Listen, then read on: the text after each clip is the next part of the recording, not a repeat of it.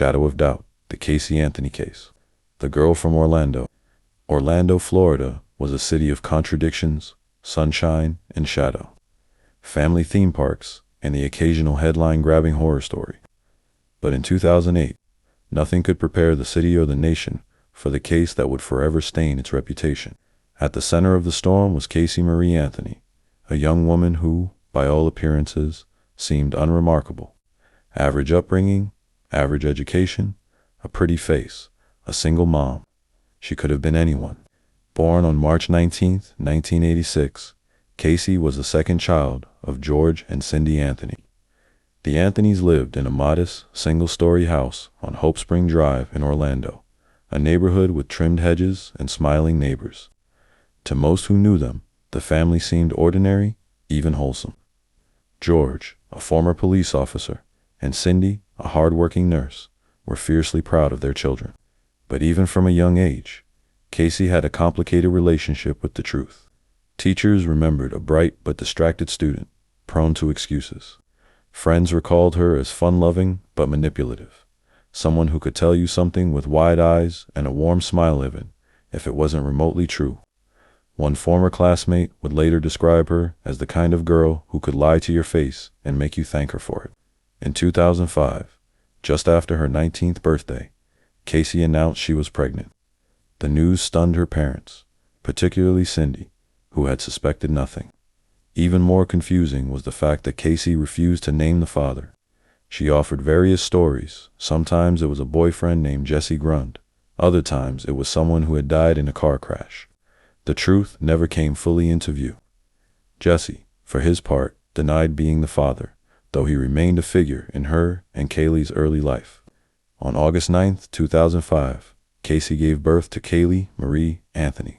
The baby was beautiful dark eyes, soft curls, a contagious smile. She became the light of the Anthony household, especially to Cindy and George, who embraced their role as de facto parents. But Caylee's arrival also deepened the strange rift in the home.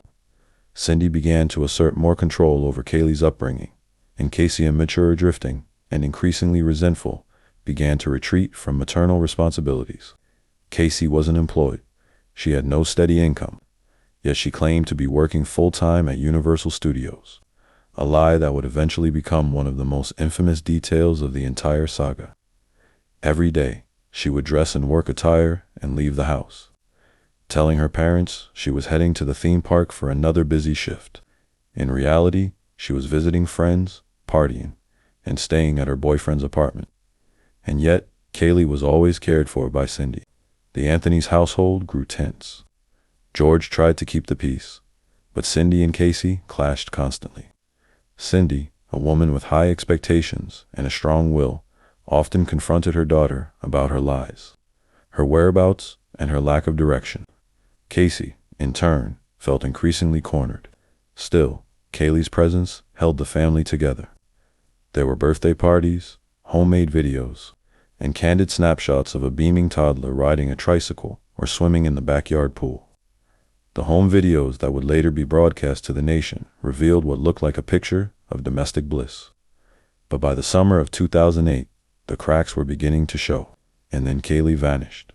The date was June 16, 2008, the last confirmed time that 2-year-old Caylee Marie Anthony was seen alive by her grandparents. What happened next would ignite one of the most bewildering missing persons cases in American history. That morning, George said goodbye to his granddaughter as she left the house with Caylee. She was wearing her favorite outfit, a pink shirt and jean shorts. George would later say that Caylee gave him a hug and said, "Goodbye, Papa." At the time, he thought nothing of it. It was a warm, ordinary moment in a life full of them.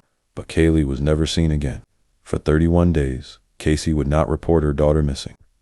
Instead, she told her parents that Caylee was with a nanny named Zenaida Fernandez Gonzalez, someone no one had ever met. She claimed she was working late, that she was traveling, that she and Caylee were visiting theme parks. Meanwhile, she partied. Photos would later surface of Caylee at nightclubs, entering hot body contests, and smiling at parties, all while her daughter was, by her own account, missing. Friends began asking questions. Where was Caylee? Why hadn't they seen her? Caylee gave vague answers, Zanny the nanny had taken her to Jacksonville. She was with a sitter. The stories never added up, but no one pressed too hard until Cindy had enough. On July 15th, 2008, Cindy Anthony made a desperate 911 call that would forever alter the course of the investigation. "I found my daughter's car today," she told the dispatcher, her voice panicked and angry. "And it smells like there's been a damn dead body in the trunk." The dispatcher tried to clarify. Was the child missing? It's been 31 days. And Caylee finally admitted that the nanny took her and she hasn't seen her in weeks. When the operator asked to speak to Caylee, she was shockingly calm. "My daughter's been missing for 31 days, she said matter-of-factly. "I know who has her. I've been trying to find her myself." To the officers who arrived at the home, Caylee Anthony was polite, cooperative, and lying through her teeth. She insisted she worked at Universal Studios and had dropped Caylee off with Zenaida at her apartment complex. But the address she provided led to a vacant unit. And when detectives asked her to take them to Universal to verify her employment, she complied only to eventually admit, after walking around aimlessly for 20 minutes, that she hadn't worked there in years. Her arrest came swiftly, initially charged with child neglect, obstruction, and giving false statements. Caylee was booked into the Orange County Jail, her mugshot calm composed. Wearing makeup was plastered across every news broadcast in America. The mystery deepened when investigators impounded Caylee's 1998 Pontiac Sunfire. In the trunk, they found a stained canvas bag, traces of hair, and something else, a smell that experienced crime scene personnel described as the unmistakable odor of decomposition. Cadaver dogs alerted on both the trunk and the backyard. Forensic tests revealed high levels of chloroform in the car. Experts found a hair consistent with Caylee's, exhibiting postmortem banding, a sign of decomposition. A computer search on the home desktop revealed queries for how to make chloroform, neck breaking, and missing children. Still, there was no body, no confession, no definitive proof of murder. The nation became obsessed. Morning talk shows, tabloids, and primetime anchors turned Caylee Anthony into a household name. Was she a cold-blooded killer or a scapegoat for a tragic accident? Could a mother really kill her own child? And if so, public opinion turned sharply against her. Nancy Grace called her top mom and accused her of having partied while her baby rotted. Protesters gathered outside the jail. People mailed letters to prosecutors demanding justice. But in the middle of the hysteria, one thing remained painfully unresolved. Where was Caylee Marie Anthony? That question haunted Florida through the humid summer of 2008. Search teams scoured wooded areas, abandoned buildings, and lakes. Volunteers in neon vests walked miles of brush and swamp. Hundreds of leads were followed. Psychics called in tips. None panned out until December. On December 11th, 2008, a utility worker named Roy Kronk was relieving himself in a wooded area just half a mile from the Anthony home when he noticed something strange. A black trash bag, half buried in the mud. Inside, he discovered a skull. Nearby were bones, a baby blanket, and duct tape. The skeleton was badly decomposed, but dental records confirmed what everyone feared. Caylee Marie Anthony was dead. She had been discarded like trash, left in a shallow swamp to rot in the Florida heat. The duct tape was particularly alarming, wrapped around her mouth, possibly her nose. Some believed it had been used to silence her. Others believed it was used to kill her. Either way, the case had shifted. This was no longer a search. It was a murder trial waiting to happen. The missing child? The neighborhood off Hope Spring Drive in Orlando was still drenched in summer when the first flyers appeared. They were stapled to telephone poles, taped to convenience store windows, and posted on community boards across Orange County. Missing Caylee Marie Anthony, age 2. Last seen, June 16, 2008. Her face round, sweet angelic smiled out from beneath bold black letters. The same image aired on every TV screen in Florida. The public responded with disbelief. A 2-year-old girl had vanished, and her mother hadn't reported her missing for 31 days. The country didn't need time to judge. Caylee Anthony became public enemy number 1. On the day Caylee was arrested, July 16, 2008, detectives had barely begun to understand the depth of her deception, but already they were frustrated. Casey's statements were a maze of contradictions. She clung to the story that Zenaida Zanny Fernandez Gonzalez, a nanny, had abducted Caylee. She claimed the nanny had been caring for Caylee for nearly 2 years. They lived in apartment 210 at the Sawgrass Apartments. But when investigators visited the complex, apartment 210 had been vacant for months. Leasing agents confirmed no one named Zenaida had ever rented there. Then came the strange detail. A real woman named Zenaida Fernandez Gonzalez did exist. She had once toured the apartment complex. Her information was in their database. But she had never met Casey, let alone watched her child. When the woman learned her name was being used, she lawyered up and sued Casey for defamation. Detectives pressed Casey. They asked her to take them to Universal Studios, her alleged employer. She agreed. At the entrance, she exchanged greetings with security. She even walked inside, confidently leading detectives through hallways. But after several minutes of meandering, Casey stopped. Her shoulders slumped. "I don't work here," she admitted. It was the first honest sentence she had spoken. That moment crystallized what investigators were dealing with. Casey Anthony wasn't just lying, she was fabricating entire worlds. Not just names and dates, but people, jobs, routines. She was willing to walk with police into a building she had no business entering. An attempt to carry the charade as far as it would go. That unnerved detectives. And still, she showed no emotion when discussing her missing daughter. As the investigation intensified, forensic evidence became the prosecution's focus. The first major clue came from the Pontiac Sunfire Casey's car, which had been left at a tow yard for weeks. When George Anthony went to retrieve it, he immediately noticed an overpowering stench. Later, he told 911 dispatchers, "It smells like there's been a dead body in the damn car." Cadaver dogs confirmed what George had suspected. They hit on the trunk. Trained to detect the scent of human decomposition, the dogs reacted strongly. Inside the trunk, technicians discovered a single hair.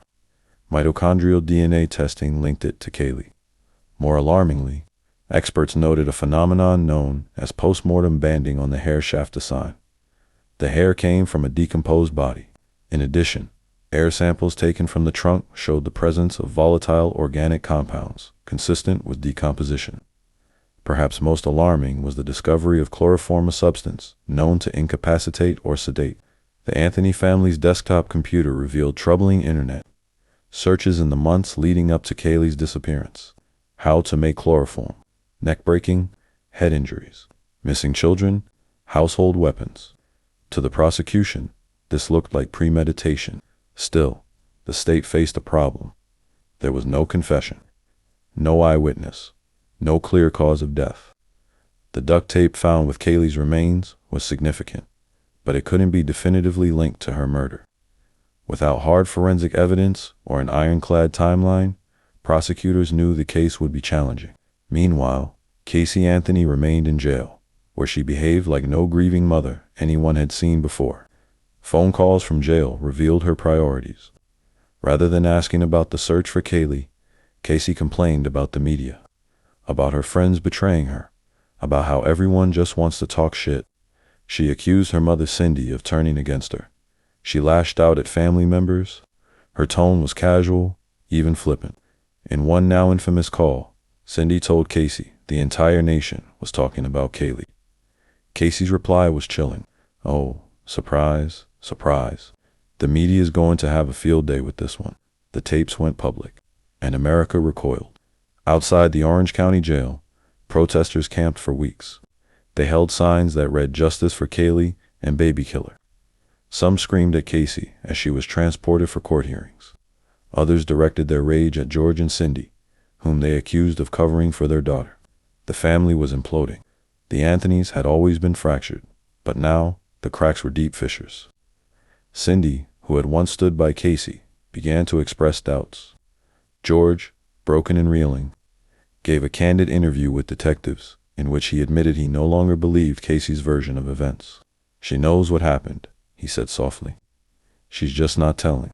Cindy, on the other hand, oscillated between support and denial. She insisted Casey was a good mother, that Zanny the nanny might still be real, that Caylee could be alive. She clung to hope, even as the evidence mounted. In October 2008, a grand jury indicted Caylee Anthony on 7 charges, including first-degree murder, aggravated child abuse, aggravated manslaughter of a child, and 4 counts of providing false information to law enforcement. She pleaded not guilty. If convicted of the top charge, Caylee could face the death penalty. With the case headed for trial, the defense team led by Jose Baez, an upstart attorney with no experience in high-profile murder cases, prepared for war. Baez was charismatic and confident. Critics called him inexperienced, but he saw something in Caylee, something no one else did. He believed the state's case was built on circumstantial evidence, and he planned to blow it apart. He began laying the groundwork for a bold, controversial defense strategy. Meanwhile, prosecutors Jeff Ashton and Linda Drain Burdick dug deeper into the forensics. They would argue that Caylee Anthony murdered her daughter with chloroform, sealed her mouth with duct tape, and discarded her body in a swamp. They believed the motive was freedom. Caylee wanted to party, travel, live her life unburdened by motherhood. It was a narrative the public readily accepted. After all, the evidence was damning. A Google search for chloroform, the odor of decomposition, the duct tape, Caylee's behavior after Caylee's disappearance, her blatant lies. But Baez saw an opportunity in the chaos. He began planting doubt, pointing to sloppy police work, contradictory forensics, and media hysteria. He hinted that the Anthony family had secrets, dark ones, and he wasn't entirely wrong. In December 2008, as the nation mourned the confirmation that Caylee was dead, her remains were officially identified. The cause of death was listed as homicide by undetermined means. The skull showed no trauma. Toxicology revealed no traces of drugs. All that remained was a toddler's skeleton, strands of hair, and 3 pieces of duct tape, one of which appeared to line up with where her nose and mouth would have been. To prosecutors, this was murder in its purest form. The state of Florida began preparing for the trial of the decade, and Caylee Anthony, sitting in a jail cell awaiting her fate, remained a cipher, unshaken, unremorseful, smiling in courtroom footage, crying only when discussing herself. In many ways, she was America's new mirror, reflecting our darkest fears about the capacity for cruelty, the blind spots of justice, and the slippery nature of truth. The question loomed large. Who was Caylee Anthony, really? The grieving mother, the pathological liar, the party girl, the child killer? The answer, whatever it was, would soon be put on trial. Lies, duct tape, and the car. By the spring of 2009, the name Caylee Anthony was etched into America's cultural consciousness, not as a grieving mother, but as a symbol of deception and moral ambiguity.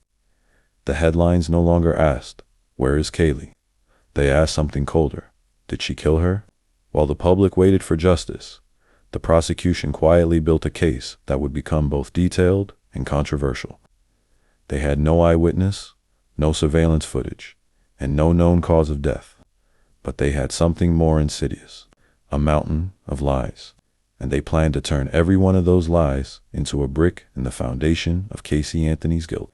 Caylee's Pontiac Sunfire became a central character in the prosecution's story. From the moment George and Cindy Anthony picked it up from the impound lot on July 15, 2008, something was wrong. George, former law enforcement, immediately noticed the smell. "I've smelled that smell before," he told detectives. "It smells like death." Inside the trunk was a stained piece of carpet, a discarded trash bag, and a lingering, nauseating odor that multiple experts later described as consistent with human decomposition. The forensics told a haunting story. A single hair, later determined through mitochondrial DNA to have likely come from Caylee, was found in the trunk. It exhibited postmortem root banding, a dark banding pattern that occurs only after death, when a body begins to decompose. Specialists from the Oak Ridge National Laboratory analyzed air samples taken from the trunk. Their findings, a mix of volatile organic compounds associated with human decomposition, especially fatty acids and chemical markers linked to decay. They even detected levels of chloroform far higher than one would expect to find naturally. But the defense, led by Jose Baez, immediately attacked the science. He called it junk forensics. He said cadaver dogs were fallible. He questioned whether the smell came from something else, rotting pizza, perhaps. The suggestion that pizza had been left in the car quickly became infamous. It seemed absurd. Yet, Baez leaned into it, using the prosecution's need to rely on science without a body or a confession to frame the entire case as speculative. Then came the most damning forensic detail: the duct tape. When Caylee's remains were discovered in December 2018, a wooded swamp just 15 houses from the Anthony home, her tiny skeleton was inside a trash bag, along with her favorite Winnie the Pooh blanket and a laundry bag from the Anthony home. The skull was what stunned investigators most. Wrapped around the mouth and jawbone were 3 pieces of duct tape, overlapping in such a way that, if applied while Caylee was alive, they would have completely obstructed her breathing.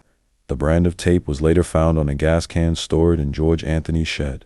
The prosecution: this wasn't an accident. This was intentional, cold, methodical. They faced the problem: no cause of death. The body was too decomposed to determine whether Caylee had died from suffocation, drug overdose, or trauma. The medical examiner, Dr. Jan Garavaglia, ruled the death a homicide, but the means were undetermined. The lack of cause became the defense's wedge. "You're asking for the death penalty," Baez told the court, "and you can't even tell us how she died." Still, the prosecution believed they had enough. And not just in the science. They had Casey's behavior. After Caylee vanished on June 16, 2008, Casey didn't act like a distraught mother. She went clubbing. She got a tattoo reading Bella Vita, beautiful life in Italian. She stayed with her boyfriend, Tony Lazzaro, nearly every night, claiming Caylee was with the nanny. She shopped, smiled in pictures, and even uploaded party photos to her MySpace page. Tony later testified that Casey never mentioned Caylee being missing. Not once. Worse still, on July 2nd, Casey went out to a bar where she entered a hot body contest, dancing provocatively while friends cheered her on. Video of that night surfaced later, shown side by side with news reports of her missing daughter.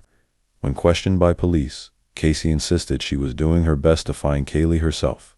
She claimed she was investigating Zenaida, checking hotels, staying ahead of the police.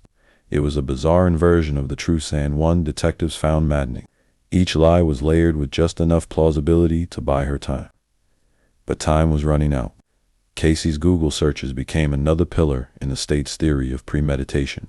On March 17, 2008, 3 months before Caylee disappeared, someone used the Anthony family's home computer to search for how to make chloroform, breaking necks, missing children, internal bleeding, household weapons. The search was conducted during hours Casey was known to be home alone. Chloroform was particularly striking, a chemical compound once used as an anesthetic. It had long since been abandoned for medical use due to its dangerous side effects, including death by respiratory failure. Prosecutors theorized that Casey had used chloroform to sedate her daughter, then smothered her with duct tape.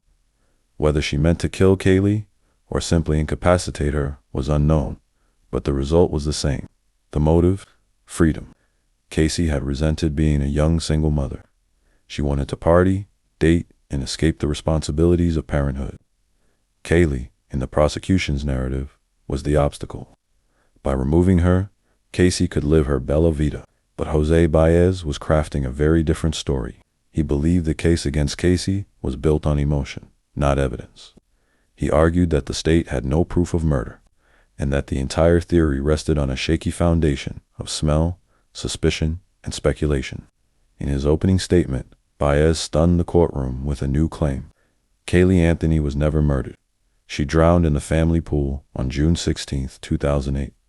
George Anthony found her, and instead of calling 911, he helped Casey cover it up. Gasps rippled through the courtroom.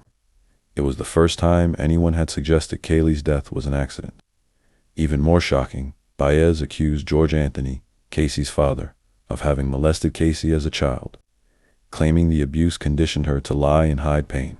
There was no hard evidence to support the accusation, but the damage was done. Suddenly, the story had morphed from a simple case of maternal murder to a Shakespearean tragedy of broken family. A drowning child, a lifetime of secrets and abuse. It was the ultimate reasonable doubt narrative, and it worked. As the trial approached in 2011, the country braced for a showdown. The courtroom would become a theater, The players, prosecutors, defense attorneys, experts, family members performing under the blinding lights of the national spotlight. Outside the courthouse, protesters shouted. Inside, the jury would be sequestered for the duration. Isolated from headlines and opinion shows, the prosecution would argue that Casey Anthony murdered her daughter to escape the burden of motherhood. The defense would argue that a little girl drowned, and the family collapsed under the weight of their own lies. Both sides knew the stakes. The trial wasn't just about Caylee. It was about truth, media, power, and the question that haunted the nation. What kind of mother doesn't report her child missing for 31 days? The arrest and indictment. The formal process of holding Casey Anthony accountable began in the fall of 2008. Her behavior, her lies, the toxic science around her car, and most of all, the aching absence of her daughter Caylee, left prosecutors little choice. But it wasn't until October 14, 2008, nearly 4 months after Caylee was last seen alive, that the hammer came down. The grand jury returned an indictment for first-degree murder, aggravated child abuse, aggravated manslaughter of a child, and 4 counts of providing false information to law enforcement. Casey Anthony, then just 22 years old, now faced the most serious charge in the legal system. If convicted, she could be sentenced to death. The moment the indictment was announced, the courtroom fell still. Casey, dressed in khakis and a white button-up shirt, blinked rapidly, but didn't cry. The same public that had been watching her movements for months, scrutinizing her smirks, dissecting her tears, and reliving every word she spoke to investigators, now saw what they had waited for. Casey Anthony was going to trial for murder. Prosecutors Jeff Ashton and Linda Drain Burdick, both seasoned attorneys, were confident. Their case wasn't neat, but it was emotional, forensically layered, and built on behavior. There is no other explanation, Ashton said at a press conference. No reasonable person would wait 31 days to report their child missing unless they had something to hide. Casey was immediately taken back into custody without bond. Her mugshot.com, as ever, spread through cable news like a virus. HLN, CNN, and every tabloid ran banners for days. It was now the most watched criminal case in the country. The trial before the trial. In the Anthony household, chaos reigned. Cindy and George Anthony, publicly devastated, maintained that Casey was innocent, but their unity began to fracture.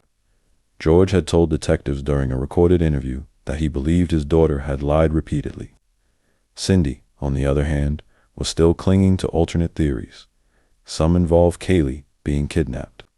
Others referenced Casey being tricked or used. They became regular guests on daytime television shows. Dr. Phil, Larry King, and Good Morning America all wanted interviews. Each appearance seemed to erode their credibility further.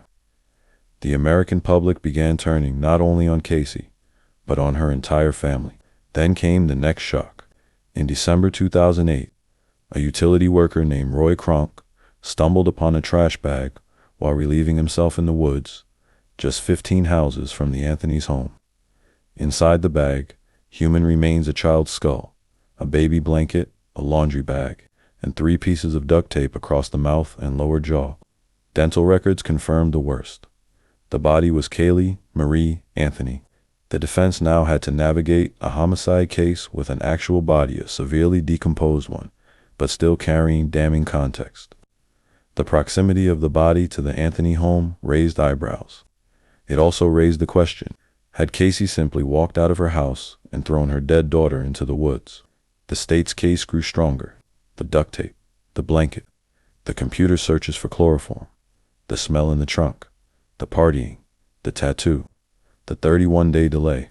Prosecutors intended to argue that Casey used chloroform to sedate Caylee, applied duct tape to suffocate her, placed her in trash bags, transported her body in the Pontiac Sunfire, discarded her in a swamp, and partied while her child decomposed. It was not just murder, it was a narrative of malice, coldness, and indifference. But Jose Baez was ready to counter. Baez had never tried a case of this magnitude. Many in the Florida legal community dismissed him as out of his depth. But he had 2 things working for him. 1, charisma. 2, a fractured prosecution case. Baez began raising questions about the science. Was the chloroform analysis flawed? Did decomposition odors come from garbage, not a body? Were the cadaver dogs accurate? He built an aggressive media strategy to shape public opinion before trial. He also began crafting a narrative of trauma. Caylee, he argued, was not a monster, but a survivor. A woman who had been sexually abused by her father, George Anthony. A woman who had learned to lie, to protect herself, and to disassociate from pain. According to Baez, Caylee had not been murdered. She had accidentally drowned in the family's above-ground pool on June 16, 2008. George discovered the body and, fearing legal consequences and public shame, orchestrated a cover-up. The story was stunning and largely unprovable. George denied all allegations of abuse and cover-up. Still, the defense had planted the seed of reasonable doubt. It was no longer Caylee versus Caylee. It was now Caylee versus the entire system, her parents, the media, law enforcement, and the state of Florida. While the defense set its strategy, the prosecution faced a dilemma. There was no cause of death. Caylee's body had decomposed too severely. There was no trauma to the bones, no chemicals left in her system. The only physical smoking gun was the duct tape. But could the state convince a jury that duct tape alone with no fingerprints, no DNA proved murder? They decided yes. In April 2010, the state announced it would pursue the death penalty. This was an escalation. Suddenly, the stakes were not just life or freedom, but life or death. The public split. Some believed Caylee deserved it. Others thought the state had gone too far with a circumstantial case.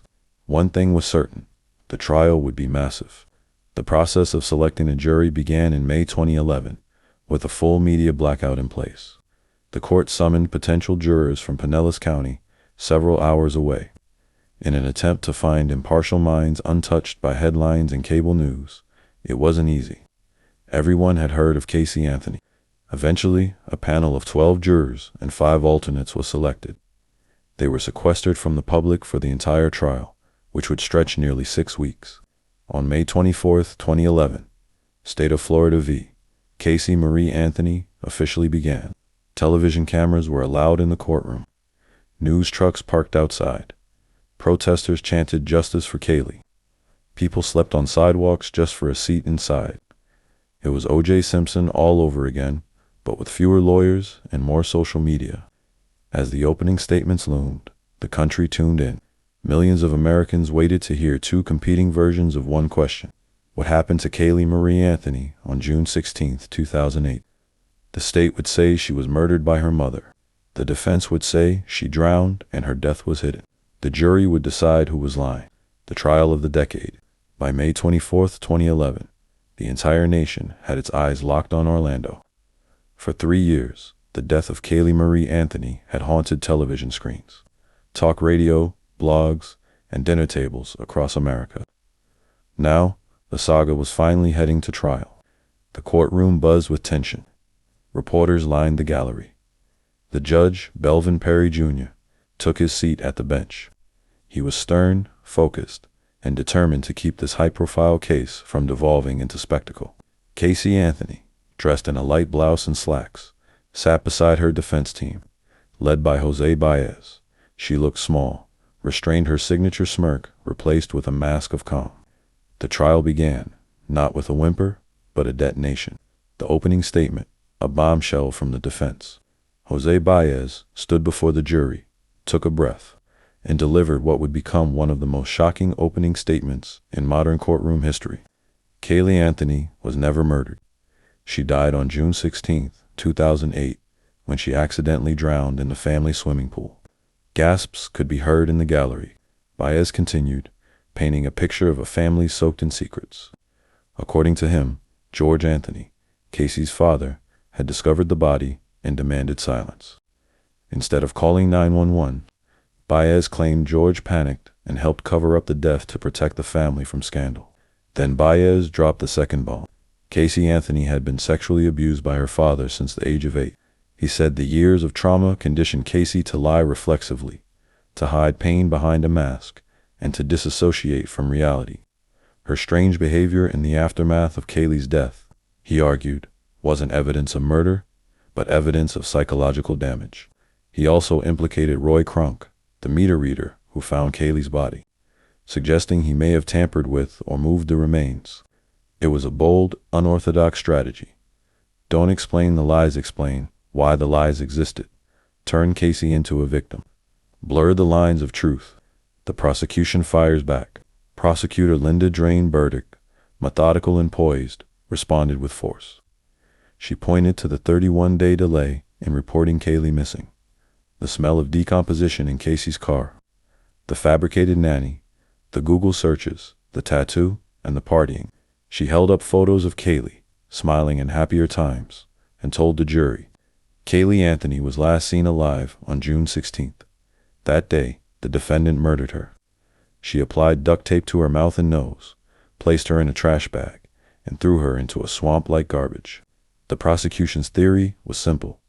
Caylee Anthony killed her daughter because she wanted her freedom. No child, no responsibilities. Just Bella Vita. The witnesses take the stand. Over the next 6 weeks, more than 90 witnesses testified. The courtroom became a revolving door of scientists, detectives, family members, and friends. George Anthony was one of the first major witnesses. Dressed in a suit, he appeared composed until Baez's questions turned personal. Baez accused George of sexual abuse. George denied it outright. Did you ever molest your daughter, Caylee Anthony? No, sir. Absolutely not. Baez pressed on, asking George if he knew Caylee had drowned and covered it up. No, that's not true. Under the weight of allegations and the public spotlight, George broke down on the stand, sobbing uncontrollably. He admitted he had considered suicide in the months after Caylee's disappearance, and that he had written a letter of apology to his family. It was powerful, emotional, and, for many jurors, deeply confusing. Cindy Anthony, Casey's mother, also took the stand. She described the early days of the investigation, her 911 calls, and the moment she realized her granddaughter was gone. At first, she had been Casey's biggest defender, but now, under oath, she wavered. Cindy did something unexpected. She took partial responsibility for the Google searches. She testified that she had looked up chloroform while researching ingredients in chlorophyll for a sick dog. I was looking up chlorophyll. It auto-completed to chloroform. It was me. It was a major moment. If the jury believed Cindy, then one of the prosecution's strongest pieces of evidence, premeditation via chloroform research, was severely weakened. Still, computer records showed that the search occurred at a time when Cindy was likely at work. It cast doubt on her testimony, but the seed of confusion had been planted.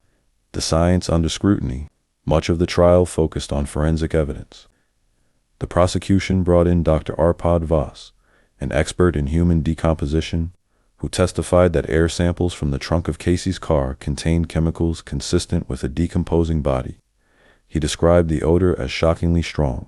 The defense attacked this. They argued that the science was experimental, that the car had trash inside it, pizza wrappers, and garbage bags, and that the smell wasn't proof of a corpse. They presented their own expert who questioned the validity of Dr. Voss's methodology. Similarly, the duct tape became a point of contention. Prosecutors said it was the murder weapon. Defense experts claimed it may have been placed on the skull after decomposition, possibly during the movement of the remains or as part of Kronk's alleged tampering. It was, again, a battle of interpretation over certainty. Casey's behavior and the psychology of guilt. Another theme the prosecution hammered repeatedly was Casey's behavior in the 31 days Caylee was missing. She never told anyone her child was gone. She went to clubs. She shopped. She got a tattoo that said Bella Vita. She lied to police about her job, her friends, and the nanny. To prosecutors, this was consciousness of guilt. But Baez framed it differently. He said that Caylee had lived a life of denial, that she had been trained to lie to cover pain and shame. He painted her not as a cold killer, but as a lost, broken girl. And he hammered home the fact that the state couldn't prove how Caylee died. This is a murder case with no murder weapon, Baez said. No cause of death, no time of death, no eyewitness, and no confession. It resonated. Even if Caylee was a liar, even if she was a bad mother, did that make her a murderer? Closing arguments. The war for the jury's minds. In late June 2011, closing arguments began. Prosecutor Jeff Ashton brought passion and moral certainty. He called Caylee Anthony a pathological liar who killed her daughter to live a fantasy life. He stood before the jury and said, "When you have a child, that child becomes your life. That didn't happen here." Caylee was a burden to her mother. Baez countered by reminding jurors that doubt, not emotion, must guide their verdict. The prosecution wants you to believe a story without any evidence. They don't have it. You can't find her guilty because you think she's a bad person. Then came the final blow. Baez emphasized the lack of a cause of death. This case is not about murder. It's about tragedy. As the jury filed out to begin deliberations, the courtroom grew tense. America watched with bated breath. Protesters outside held up signs. News vans camped out on the courthouse lawn. Everyone expected a guilty verdict. After all, how could you not report your child missing for 31 days unless you were guilty of something terrible? What happened next would divide the country. Reasonable doubt. On the morning of July 5, 2011, after 10 hours and 40 minutes of deliberation spread across 2 days, the jury in the trial of Caylee Anthony returned to the courtroom. The tension in courtroom 23 at the Orange County Courthouse was palpable, thick with anticipation. Dread and outrage barely restrained beneath the surface. Families of both the prosecution and defense were present. So were dozens of reporters. Judge Belvin Perry called the court to order. Caylee Anthony stood between her attorneys, silent, pale, eyes darting forward. Then the clerk read the verdict.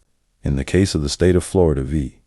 Caylee Marie Anthony, we, the jury, find the defendant not guilty of first-degree murder. A beat of stunned silence. Not guilty of aggravated manslaughter of a child. A second wave of shock. Not guilty of aggravated child abuse. Gasps erupted across the courtroom. Outside, the gathered crowd erupted into anger, some screaming, some crying. Inside, Caylee Anthony began to weep silently, leaning into her attorneys. Her defense, Team Baez, Cheney Mason, Dorothy Clay Sims, looked stunned but composed. The young woman accused of the most hated crime in the country had just been acquitted of every major charge. The only counts for which Caylee was found guilty were for misdemeanor charges of providing false information to law enforcement. Each carried a maximum penalty of 1 year in jail. Caylee Anthony was going home. The reaction across the country was immediate and explosive. Nancy Grace, the TV host who had helped turn the Caylee Anthony case into a nightly obsession, stood on air that afternoon and delivered one of her most memorable lines. "The devil is dancing tonight." Social media exploded. Hashtag Caylee Anthony trended worldwide. Hashtags like hashtag justice for Caylee and hashtag top mom lit up Twitter. People were outraged. Too many. This was another O.J. Simpson moment, a case where the evidence screamed guilt, but the system balked. How could this have happened? The jury's logic. In interviews after the trial, jurors defended their verdict. One woman told reporters, "We were sick about it. We cried. We just couldn't prove how she died. And if we couldn't prove that, we couldn't convict someone of murder." Another juror stated, "There wasn't enough evidence to find her guilty beyond a reasonable doubt." The prosecution had painted a compelling picture, but it was a narrative, not an airtight case. There was no eyewitness, no confession, no cause of death, no murder weapon. There were behavioral red flags. Yes, but jurors were told not to judge character, only evidence. Jose Baez's strategy, presenting an alternative story, no matter how controversial, succeeded in planting reasonable doubt. He didn't have to prove that Caylee drowned. He didn't have to prove George Anthony was involved in a cover-up. He just had to convince the jury that the prosecution couldn't prove its case. And it worked. The fallout? Within days, Caylee Anthony became one of the most hated people in America. Protesters gathered outside the jail, screaming and holding signs. Some even threatened her life. Her release date, July 17, 2011, was kept secret until the last moment to avoid riots. When she walked out of the Orange County Jail just after midnight, escorted by guards and attorneys, a small crowd booed and chased the vehicle into the darkness. TV helicopters followed the SUV for miles, like an O.J.-style chase without a crime. Caylee vanished. She went into hiding. with Baez reportedly arranging for her to stay at undisclosed locations. She used aliases, wore disguises, and had no contact with the public. For nearly a decade, she spoke to no reporters. The public outrage never faded. What about George and Cindy? The Anthony family emerged, fractured, and broken. George Anthony denied every accusation made by Baez during the trial. He denied molesting his daughter. He denied helping to hide Caylee's body. He claimed Baez had destroyed his reputation and his family. In later interviews, George was visibly shaken and full of grief. In 2013, he survived a serious car accident, after which he said publicly that he didn't want a relationship with Casey. Cindy Anthony remained more complex. In interviews over the years, she oscillated between defending her daughter and holding her accountable. In a 2017 interview with Dr. Phil, Cindy admitted that she sometimes believed Caylee's death was an accident, not a murder. But she also struggled to forgive the lies. "I know the public doesn't understand, but I lost my granddaughter, and my daughter in the same month." What happened to Casey Anthony? After her release, Casey's life became one of shadow and secrecy. She lived with supporters of Baez for a while, moved to South Florida, and tried to stay out of sight. Her image had been permanently stained. She couldn't hold a regular job, couldn't go out in public without security, and became a pariah in the digital world. But slowly, she resurfaced. In 2018, she reportedly started a photography business, though it quickly shut down. She was later seen attending parties in West Palm Beach. She gave her first public interview in 2022 in a limited docuseries called Where the Truth Lies. In it, she maintained that Caylee drowned, but she claimed her father was the one responsible for discarding Caylee's body and orchestrating the cover-up. She said she didn't know Caylee was dead until hours after the drowning. She said George Anthony called her a bad mother and told her to act normal. She claimed that everything she did afterward was based on fear, trauma, and confusion. "He handed her to me," Casey said in the docuseries. "She was cold, and I collapsed with her in my arms." The interview offered no new evidence, no new confession, no apology, just Casey's version of the truth, still controversial, still unproven, and still maddening to those who never believed her innocence. Legal and cultural legacy. The Casey Anthony case changed the legal world in subtle, lasting ways. It showed that public outrage doesn't equal conviction. It exposed the risks of trying a case in the media.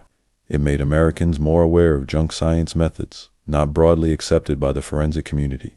And it reminded everyone that circumstantial evidence, no matter how compelling, is not always enough to convict. It also sparked Caylee's law, proposed in multiple states, requiring parents to report missing children within a certain time frame, while not adopted federally. Several states passed versions of the law after public outrage over Casey's 31-day delay. To this day, the debate continues. Did Casey Anthony murder her daughter? Did she cover up an accidental death? Did the justice system fail? The only certainty is that a 2-year-old girl named Caylee Marie Anthony, whose smile lit up home videos and whose laughter once filled a home on Hope Spring Drive, is gone. And the one person who knows exactly what happened on June 16, 2008, remains free. Life after the verdict. For most people who are acquitted of a serious crime, there is at least some measure of relief or redemption. The system did its job. The evidence didn't rise to the level required to convict. But in Casey Anthony's case, freedom didn't bring forgiveness. It brought isolation, threats, and infamy. When she walked out of the Orange County Jail in the early morning hours of July 17, 2011, wearing jeans and a pink t-shirt, she entered a world that no longer wanted her. The crowd outside screamed, "Baby killer." Cameras flashed. Police had to escort her out in a black SUV under tight security. Protesters chased the vehicle down the road. Casey Anthony was free, but she was one of the most hated women in America, disappearing into the shadows. Immediately after her release, Casey went underground. Her exact location remained a tightly guarded secret.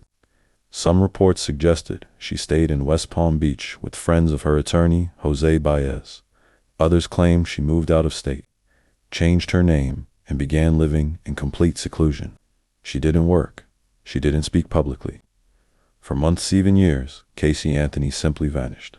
When the public did catch glimpses of her, It sparked renewed outrage.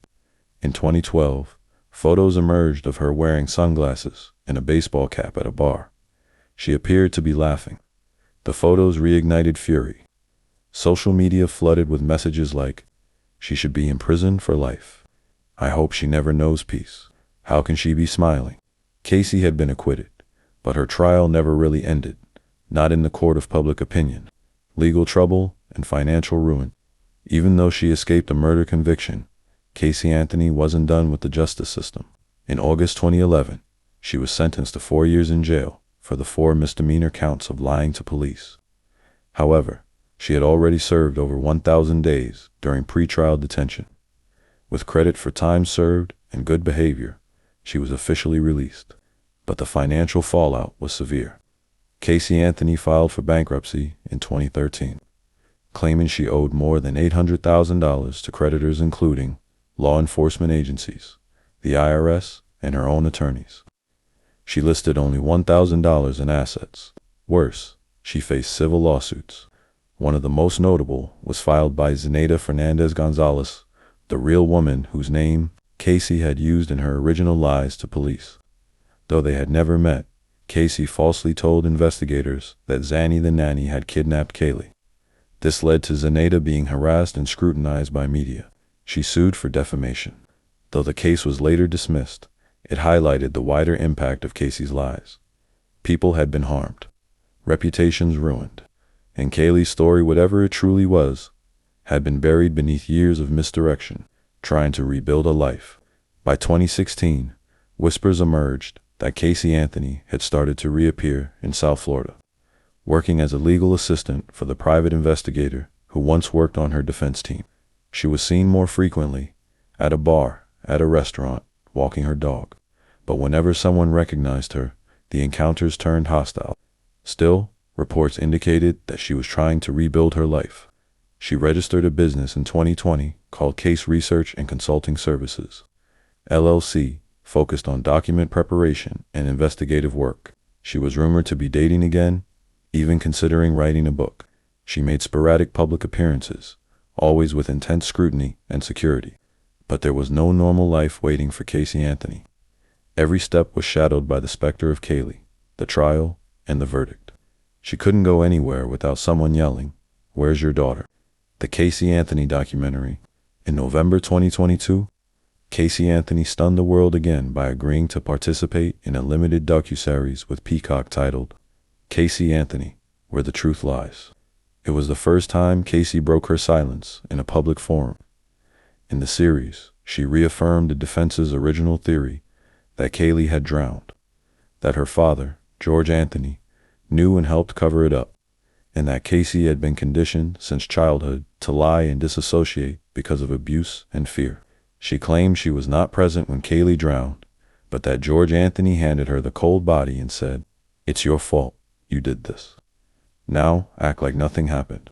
Caylee described going numb, believing Caylee might still be alive. She said she didn't call 911 because she believed her father would handle it. She said she never killed Caylee. Critics blasted the series as a PR rehabilitation attempt, a manipulative retelling, or worse, a lie built on top of more lies. But others saw a broken woman, clearly haunted, living in the wreckage of her own decisions. Notably, George and Cindy Anthony did not participate in the documentary. George, once again accused of being a sexual predator and covering up his granddaughter's death, declined to respond publicly, but the accusations reopened wounds. Caylee's legacy. In the end, Caylee Marie Anthony became more than a case. She became a symbol. Her death galvanized a nation. Her absence raised questions about how families fall apart, how trauma is buried, and how the legal system both succeeds and fails. Outrage over the 31-day delay in reporting her missing led to the introduction of Caylee's Law, which aimed to criminalize a parent's failure to report a missing child in a timely manner. Though it was never adopted federally, multiple states like New York, Florida, and Oklahoma passed their own versions. More importantly, Caylee's name became a rallying cry for victims advocates and child protection groups. Her face appeared on banners, shirts, bracelets, and memorial posters. Her birthday was celebrated annually by supporters. In 2012, a permanent memorial was erected in Orlando in her honor.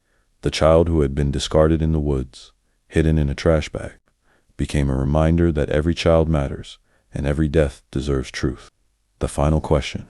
To this day, Caylee Anthony has never been convicted of harming her daughter. She lives in Florida, largely unnoticed by the public, but never truly free from her past. No one else has ever been charged in connection with Caylee's death.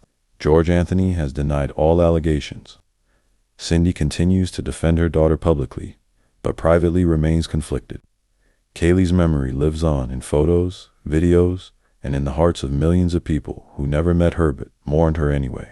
And so the case ends, not with answers, but with silence. A silence filled by theories, emotion, and one overwhelming question. What really happened to Caylee Marie Anthony on June 16, 2008? We may never know, but we'll never stop asking. Caylee's Law, America's Obsession, and the Unfinished Story. The story of Caylee Anthony was never just about a single mother accused of killing her child. It became a cultural phenomenon, an obsession that exposed the darkest anxieties of modern American life about motherhood, justice, truth, trauma, and the limits of law. By the time the courtroom doors closed in July 2011, America had already convicted Caylee Anthony in the court of public opinion. The jury's verdict may have acquitted her, but the nation rendered its own, guilty of something unspeakable, something unfinished. The rise of Caylee's Law. The outrage following the verdict didn't just stay on message boards or Twitter. It spilled into state legislatures as millions of Americans demanded change to prevent another situation where a child could go missing for over a month, without anyone being held legally responsible for not reporting it. Within weeks of the trial, Caylee's Law petitions began circulating on change.org and other platforms. One petition received over 1.3 million signatures, becoming one of the most signed petitions in the site's history at the time. The core idea of the law was simple. If your child is missing, you have a legal duty to report it promptly. Several states, including Florida, New Jersey, Oklahoma, West Virginia, New York, passed versions of Caylee's Law.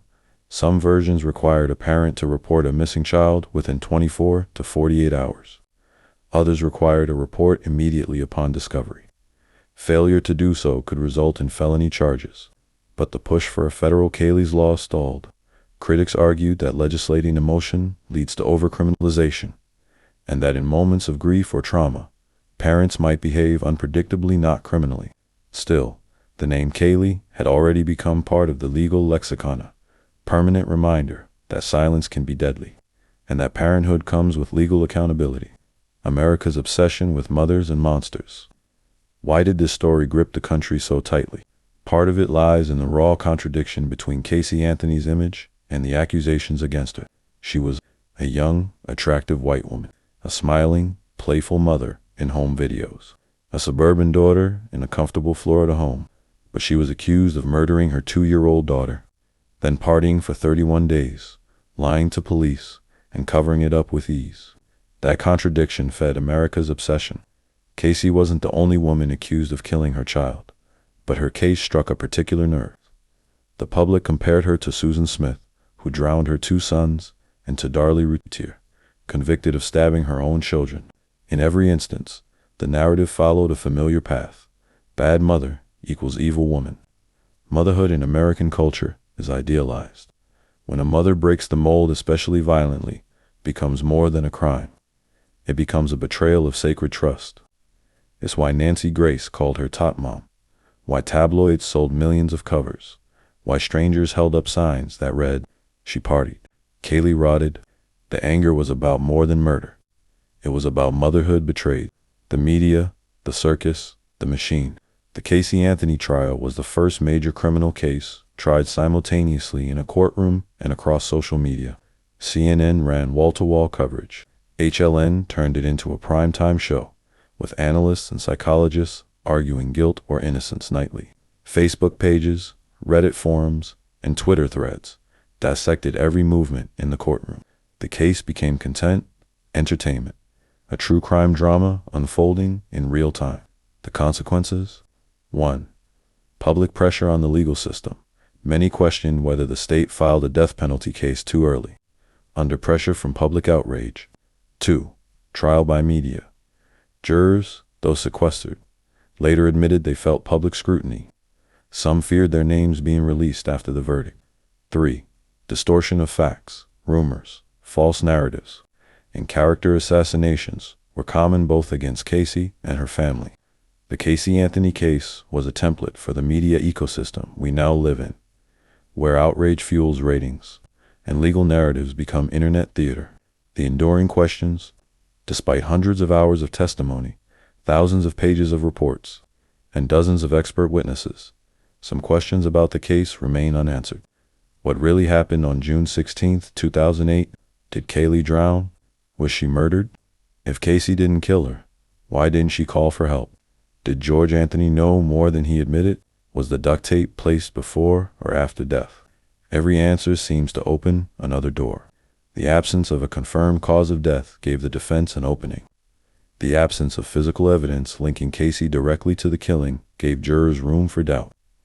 The absence of truth from Caylee herself left a permanent wound.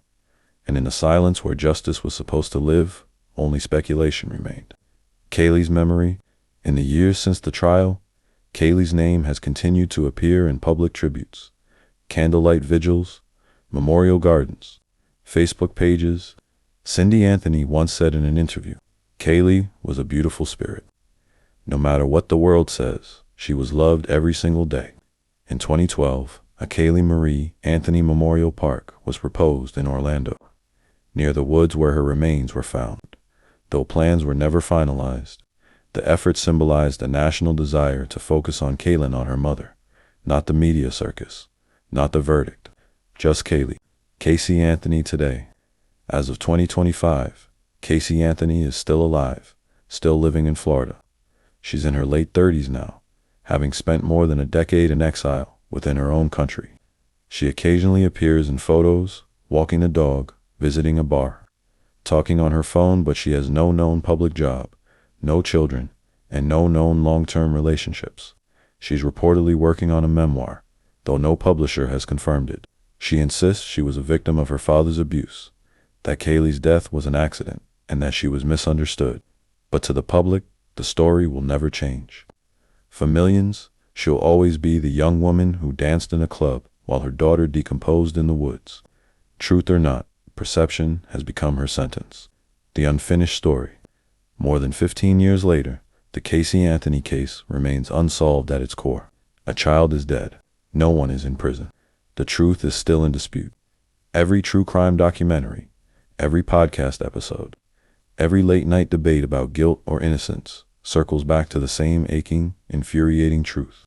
We don't know what happened to Caylee, and perhaps we never will. The law demands proof beyond a reasonable doubt, but the heart demands truth beyond the silence. In that gap lives the Caylee Anthony, Caylee internal question mark, in the shape of a 2-year-old girl's smile.